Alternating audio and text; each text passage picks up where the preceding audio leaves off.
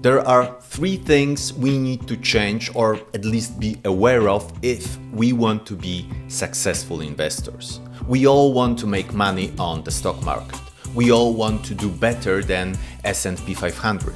But unfortunately, sometimes we are our own biggest enemies. Our brains are wired to act a certain way based on our instincts and habits. That was just fine when we were cavemen and were running from lions or fighting off bears, but it's not so great when we are trying to make smart investments. Now, these three rules are not something that I just made up or discovered. I follow a wise advice of Charlie Munger to study what smarter people discovered and follow them, or as Monish Pobrai would say, clone them.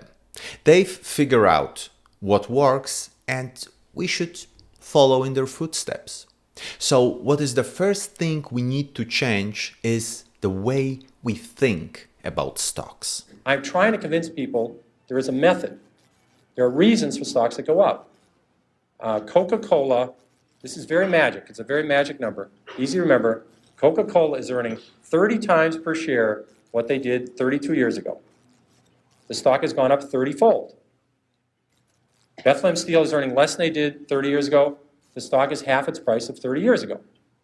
Stocks are not lottery tickets. There's a company behind every stock. If a company does well, the stock does well. It's not that complicated.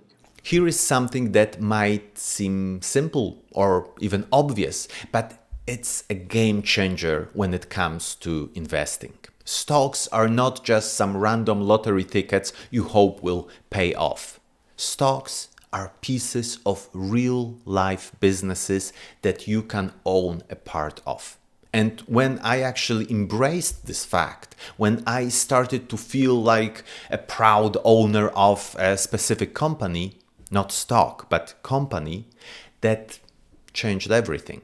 Now, I don't think in short-term perspective. I don't want to make money on some fast swings of share price, but on the growth of the company through the years or through dividends that I get as an owner. So always remind yourself, stocks are pieces of businesses, not lottery tickets.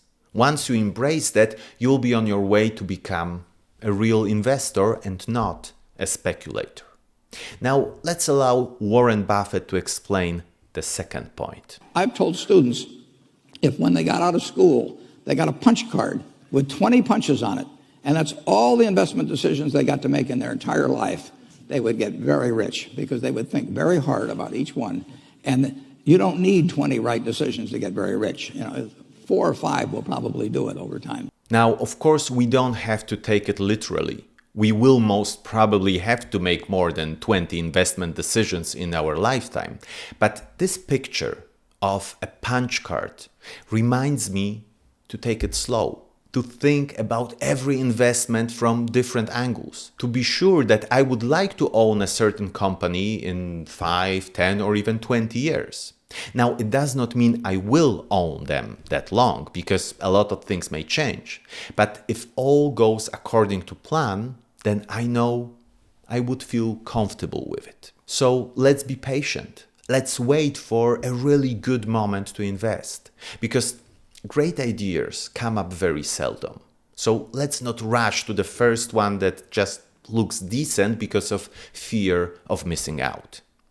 And the last thing is the circle of competence. I would say this: if you have doubts about something being in your circle of competence, it isn't. In other words, I would look down the lists of businesses, and I will bet you that you can understand a Coke bottler, you can understand the Coca-Cola company, you can understand McDonald's, you can understand in a general way General Motors. You may not be able to value it.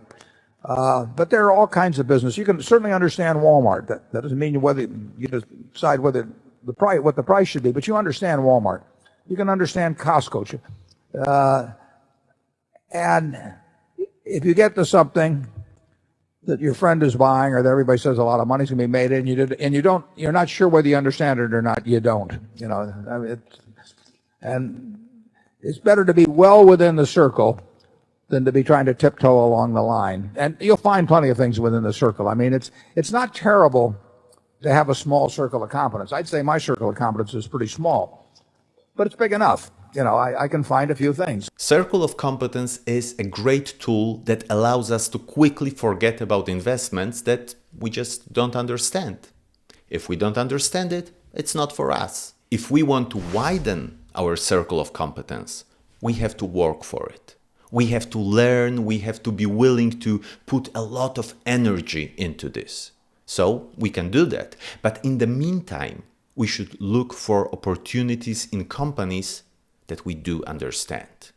And knowing what we don't know is a great achievement. It is also fundamental to avoiding mistakes, or at least avoiding some of them. Because we like to think about ourselves as smart, or even very smart. But if we give ourselves the right to be stupid from time to time, the right to say, I don't know, I don't understand, it's too difficult for me, it will save us a lot of time and a lot of money. Thanks for watching, and see you in the next one.